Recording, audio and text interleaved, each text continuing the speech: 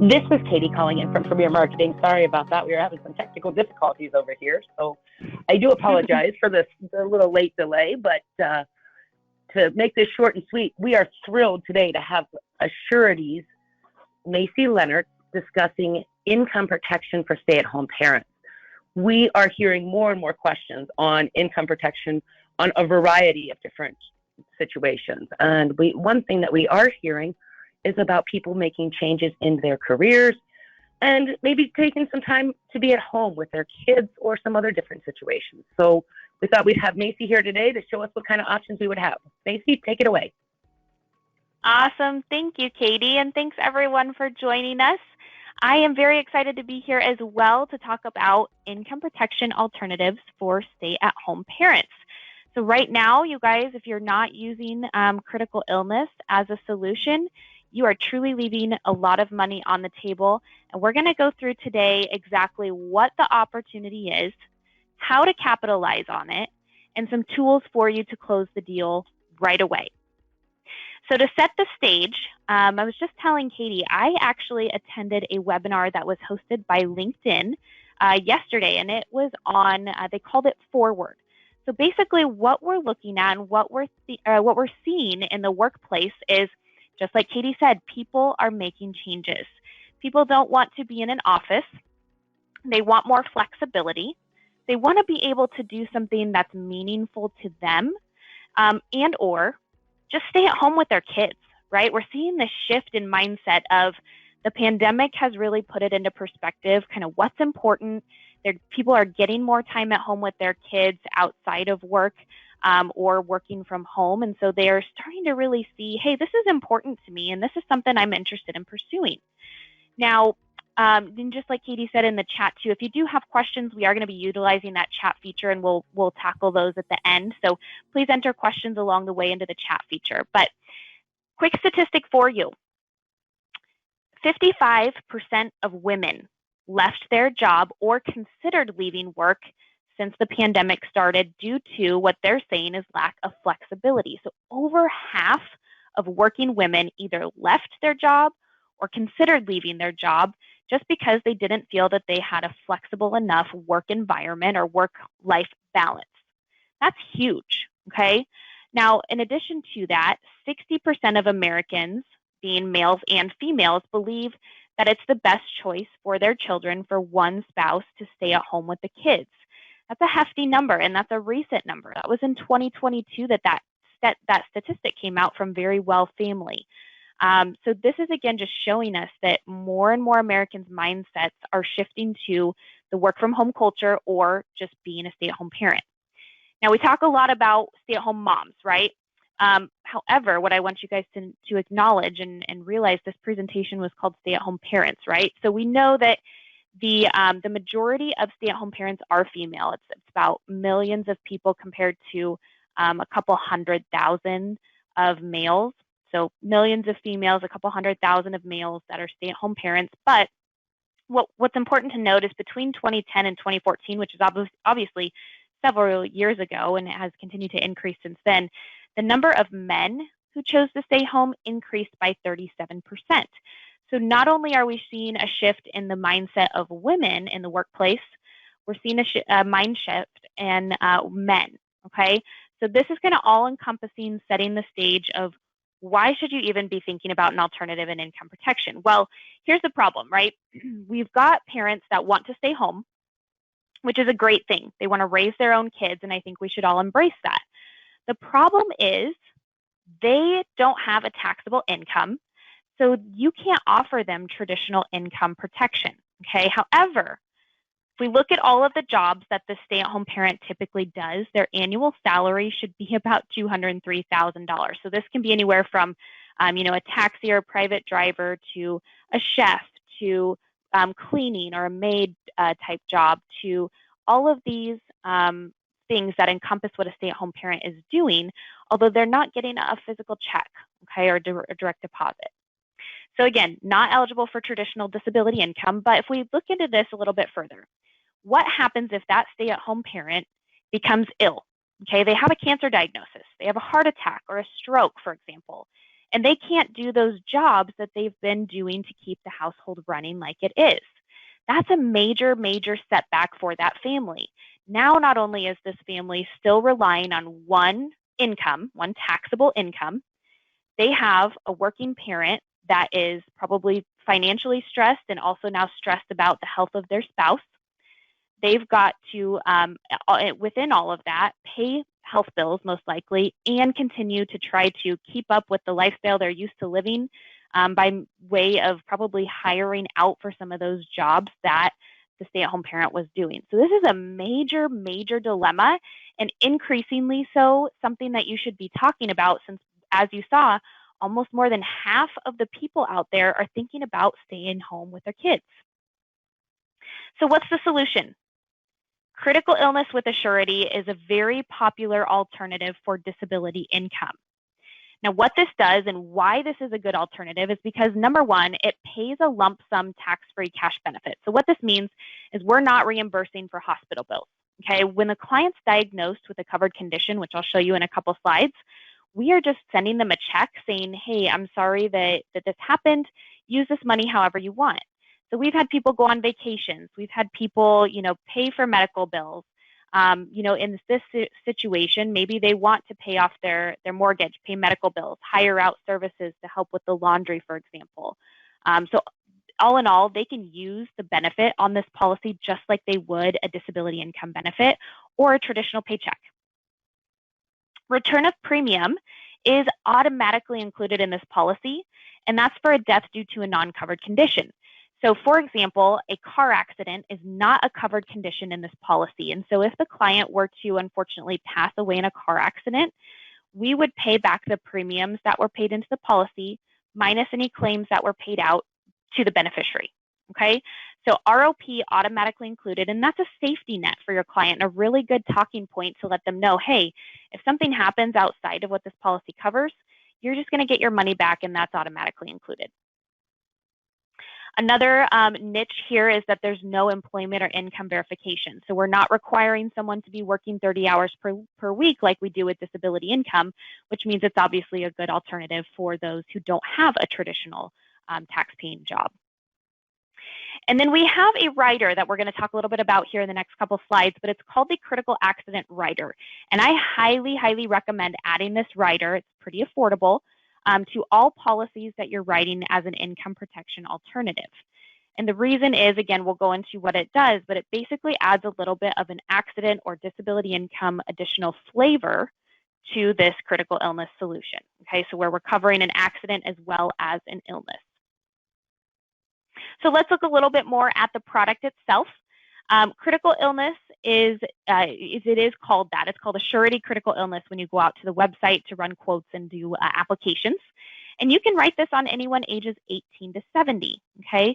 So this is also a good option, just throwing this in here real quick, and I'm not going to belabor it, but for clients who are above the age of 60 and can't qualify for disability income because of their age, but they are working a traditional tax-paying job, this could be a good alternative in that mode as well.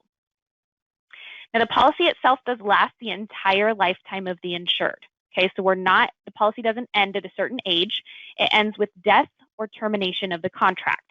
Now, benefits do reduce by 50% after the insured turns 70. For those who are applying that are 70 years old at time of issue, it would give them 5 years, so it would reduce by 50% after age 75. But the beautiful thing about this is if the client is 85, 94 years old, whatever it is, they're still paying premiums. They still have this policy, and the chance of them getting one of these covered conditions that you'll see on the next screen just skyrockets. Honestly, after age 65, 70, the chance of them getting one of these covered conditions just dramatically increases. So they're going to have coverage when they need it most. Now, the policy itself, this is a really, really big point, and a lot of people often ask me, now, are you sure what you said is correct? And I am. So this policy continues even after we pay claims. What that means is it's not a one and done. So what you typically see in the industry is once a claim is made, so once we pay on the cancer claim, for example, the policy just terminates, right? That is not the case with this coverage. When we pay out, if the client continues to pay premiums, they can actually claim on all 11 conditions. And again, I'm going to go through an example on the next screen, so hang on to that thought for just a second. Two other things about the product I want you to know are that it's level premium, so no matter how many claims are made, the premiums do remain level. And also, we do simplified underwriting up to $75,000 of benefit amount for all ages. Okay, so that's a pretty high dollar amount right there. No labs, no exam, fewer health questions. So let's look at what exactly the policy covers. So as you can see, there's all of these different coverage points, and on the right-hand side, you're seeing a percentage. So how this works is on the right-hand side, the percentage is multiplied by the benefit amount, and that's what's paid out as a lump sum to the client. Right now, our claim turnaround time is between 3 and 5 business days. So once we get the claims form in, which does have a signature from the doctor that they were diagnosed with this condition, then we will verify the claim and send out a check about 3 to 5 business days or so after that. So it's a very quick turnaround time. To use an example, let's use easy numbers. Let's say a $100,000 benefit amount was purchased for this policy, and your client has a heart attack diagnosis. After they send in the claims forms and we verify that they were in fact diagnosed with a heart attack, Surety is going to write them a $100,000 check. And then let's say the client continues to pay premiums, okay, at that same rate they were before. Let's say a couple years later, unfortunately, the client then had non-invasive cancer. So if you look toward the middle of this chart on the right-hand side, it shows that non-invasive cancer, which would be something like skin cancer, for example, not inside the body, that is payable at 25%. So at a $100,000 benefit amount, we're now writing a $25,000 check to the client. Again, we've paid out $125,000 on this policy. If the client continues to pay the premiums at the rate they were before, we would continue to do that for every single condition that you see. Okay, so they have the chance to get back multiple times what they put into this policy, all while paying the same level premium. So pretty amazing coverage and how that works. So let's talk a little bit about underwriting. Like I said, we do have simplified underwriting up to $75,000. And again, that means no labs, no exam, no phone interview, although that could be ordered if deemed necessary during underwriting. But what we're really looking at here is simplified underwriting up to $75,000. So what I'm going to say is I'm going to flip back to the screen. If your client has had one of these conditions in the past, do not have them apply for the or verify with us which condition, specifically cancer, non-invasive and invasive heart attack and stroke would be your main conditions. But I would say with any of these, if your client has had a diagnosis of any of these in the past, you're going to want to apply for a benefit amount over $75,000, which would require labs and exam. But why I'm saying this is because they would be a decline for the benefit amount that would be considered simplified underwriting up to $75,000 if they've had a diagnosis in the past of a covered condition. Any amount above $75,000, so traditional underwriting, means that we can do what's called carving out coverage. So for example, if they have had, I'm going to flip back again, if they've had cancer in the past, and they apply for an amount over $75,000. So again, if we use our example of $100,000, what underwriting will do is take out or carve out the cancer coverage, for example, or whatever condition they had. We're going to lower the premiums to reflect that carve out, and then we're going to give them the policy with the rest of the covered conditions. Okay, so they're going to have a policy that they're going to be able to claim upon. It just wouldn't cover what they have been diagnosed with in the past. So past diagnosis, apply for an amount over $75,000 of benefit. And we are going to look at family history along with personal health in the underwriting portion for all benefit amounts.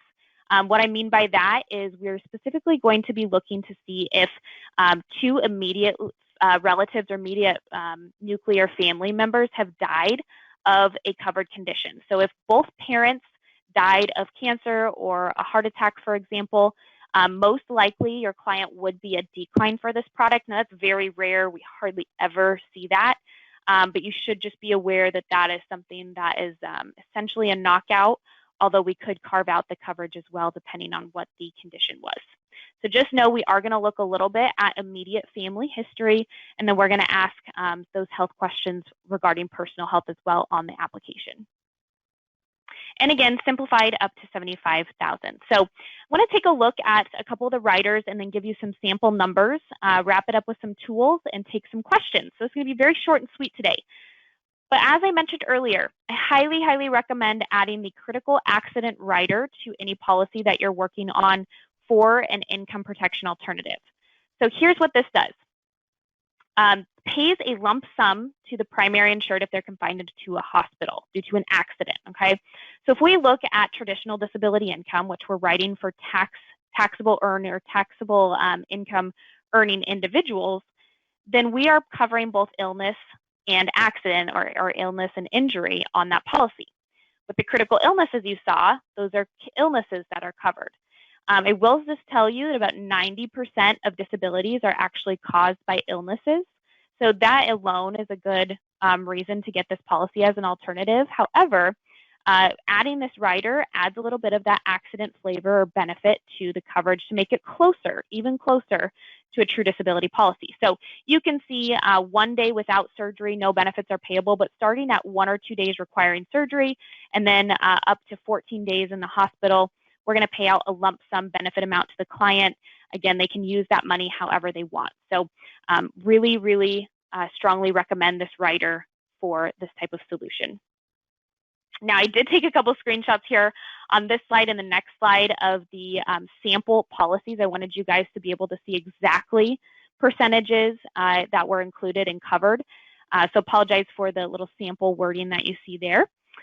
But the other rider that I would recommend specifically for stay-at-home parents is the child critical illness rider. This is extremely affordable, as you'll see here in the next couple slides, but it pays a lump sum benefit when the dependent child is diagnosed with an illness, and here's what's covered for them. So very, very, very similar to the primary insured. Obviously, with such a low risk of them becoming ill with any of these conditions, it's a very affordable rider, but it does give the parents peace of mind. I would say especially in the cancer area that they have a payout available if something were to happen. Now, we do also add an additional return of premium, or the client can add an additional return of premium rider to the policy to where if they terminate or lapse the policy before death, they would get their money back. So you can kind of see in the policy year, depending on the age of the client, at what point they would get what percentage of their premiums back. So again, just a reminder, we automatically include return of premium for death that is caused by a non-covered condition. But the return of premium additional rider would be paying back for termination or lapse of the policy, since the policy does last the entire lifetime of the insured. So that's something to be aware of. I do want to run through 2 quick examples here before we take questions to get you some premium numbers. So we're going to look at an example 1, a stay-at-home mom. We're going to say she's 34 years old. We see that pretty average 30 to 35-year-old being in this range for a stay-at-home mom alternative coverage. And $30,000 of benefit amount we rounded out could cover, most expenses if something happens to mom. So $30,000 base benefit for this policy would be $20 a month, $20.12. Adding the critical accident rider is $7.98 a month. If we add a child critical illness rider for $5,000, that's $1.02 a month. Pretty no-brainer there. And then if she wants to get her money back, if she decides, hey, I might want to go back to work someday, or just in case we decide not to keep the policy forever, we'll add return of premium on for $10.77. So a total of under $40 a month for this coverage. So pretty darn affordable, really awesome way to tack that on when you're talking to the breadwinner of the family. In this case, let's say you're talking to the husband about traditional disability income, and he says, yeah, you can't help my wife with this because she stays at home with the kids. You say, nope, I can help. Here's a solution. Example number 2, we're going to look at a full family coverage option here. So I went ahead and put the male as the primary insured and said he was 35 years old. We're going to add $50,000 of benefit for him, and that's going to be $39.99 a month. We also are adding the critical accident rider for $8.88 a month. The child critical illness rider, again, $5,000 a benefit for $1.02 a month. And then return a premium, that additional ROP for $33.36 a month. Now we are adding the female or the spouse as the other insured. So this is all one policy. So she's 34. We're going to say she wants $50,000 as well. That's going to be $33.36 for her. And then the spouse critical accident rider, $7.98 for her. So the total, $121.14 to cover the entire family under one policy and get the money back if they don't use it. Pretty awesome. All right, get ready to fire those questions into the chat feature. Wrapping this up here, sales tools and resources. Number one resource I recommend you use is go to our YouTube channel. If you just go to YouTube and type in a Surety and then click on the video section, you'll be able to see a lot of different videos out there, but this specific one that you see on the left-hand side is a screenshot of our critical illness consumer video. This is a short video. It's less than a minute and a half. And you can send this in an email to your clients with, a quote, for example, but it's a really entertaining and quick way to explain how this product works. So I highly recommend that. We do have brochures, materials available in English and Spanish. And then we have a critical illness seller's guide. So if this is a brand new product to you and you want more information, we do have a seller's guide available with some more statistics and different features out there for you to look through and learn about the product. Now, Surety is a certified B Corporation. I always like to end on this is because today what we're seeing, especially in this millennial Gen Z generation, our clients are choosing to spend their money if they have the option with someone that they know is going to make an impact on the world or their community versus someone who would just be, quote unquote, eating up their money. So Surety is a certified B Corporation. Feel free to look that up. It's just the letter B, certified B Corporation. And what that means is we do things like rebuilding, helping to rebuild downtown Lincoln. We are providing housing for low-income families. We reuse the rainwater if we ever, like I was talking to Katie, it's super dry out there. But if it ever rains, we would reuse that water that falls onto our property to heat and cool the buildings so that we're making less of a footprint on the environment, things like that. So this is truly a company that is putting the dollars toward good. And it's a really good way to put that into your portfolio and make sure that you're telling your client this is who you're representing and this is where your money is going. So with that, Katie, I'll throw it back to you. Do we have any questions in the chat that we can answer at this point in time? We do. Thanks so much. That was really insightful. A couple questions. Any state availability charts available, or is there any states that you do not work in? Yeah, good question. There are a couple states that aren't approved. Oregon is one of the main ones. I believe there may be one or two others. I'll get those to Katie after the webinar. If you go to AssureLink, the website on Surety, there is a chart that shows you exactly which states are not approved. Good news is Colorado just approved this state. So that will be coming out, I believe, next week, and availability is the state of Colorado. But I'll make sure to get Katie a list of all the states that are not approved. Perfect. Another question is regarding your video that you just showed. Is there co-branding opportunity for someone who's contracted? That's a good question. Right now, there's not a lot of that available. We do have some potential technology opportunities coming up where we might be able to co-brand for that specific reason. So I would say if that's something you're interested in, reach out to Premier or Surety directly and have that conversation. And let's not take it off the table. Let's have a conversation about it and see what we can do to get that moved forward. Just in general, there's not, a place you can go to inquire or request it, but it's something that we can have a conversation about, absolutely. Perfect. Another one says, regarding the claims paid out, does that apply to all states or just certain states? Are there limitations per state? Yeah, good question. It applies to all states. And I would assume that they're asking about return of premium, so we would pay back premiums minus any claims paid out. So that's just an Surety claims overarching kind of thing there, I'll call it. So it would apply to all states. Perfect. Another one says, can a child-only policy be done? No, unfortunately not at this time. The minimum issue age is 18, so they would need to be as a rider on the parent's coverage. Perfect. Another one is, what does it take in order to be able to write this policy? I have a funny feeling this is regarding, because a lot of our agents know that we have to be certified and have certain licenses. So what would it take in order to write with you guys? So you just need a health license in order to write this product, and then be contracted through Premier. And from there, you can do e-applications or paper applications and wash your hands of it. Get paid. Perfect. Another one says, can this be offered on an employer group chassis? So good question. I work on the individual side of a surety. We do have a work site, which is voluntary benefits, and I believe they may have a critical illness solution. If you are interested in a true voluntary benefits product, let us know and we can definitely get you in touch with the right people.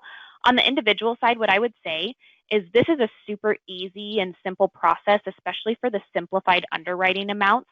So if you have a group that's interested, we do offer list bill as well, and you just need one policy to get that started, to where we will put all the premiums for all the policies in a group on one bill, essentially, and send it to a centralized payer, which is oftentimes an employer.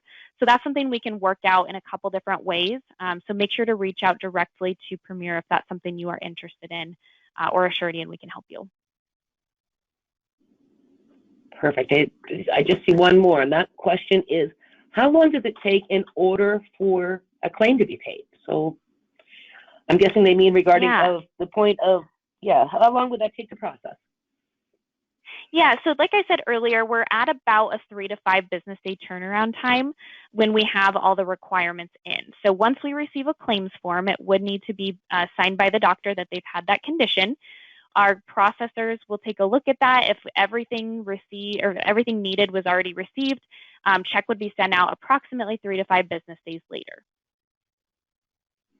Perfect.